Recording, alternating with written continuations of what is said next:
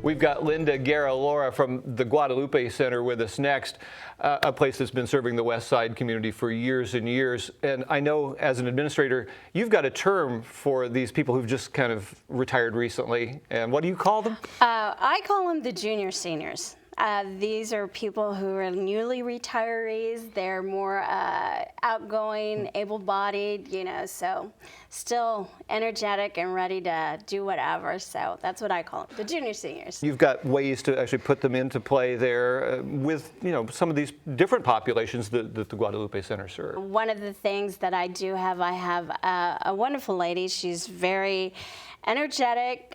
She is very creative. She is helping us out with a program that we have right now called Memories in the Making. It's associated with the Alzheimer's Association, and so she will administer classes for watercolor paintings.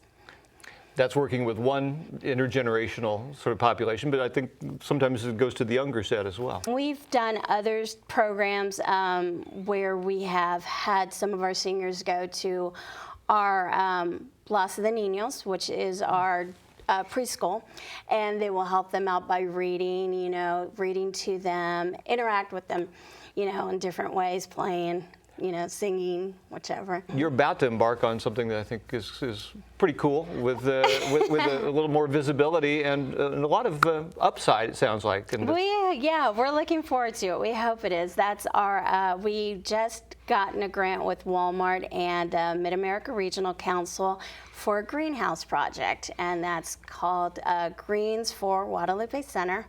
We're excited about it. We're hoping that what we're going to do is actually get some of our seniors to volunteer and help us out with this greenhouse project and actually producing some of the produce in there, growing whatever they decide. It's their greenhouse pretty much. This is going to be, a little bit of a game changer for Guadalupe Center and something to look forward to. Definitely. As well as more ways to kind of give these recent retirees a little more, active things to do. Exactly. It's not all about bingo, I guess. It's not, and that's part of what we're trying to get across here on this edition of Imagine KC.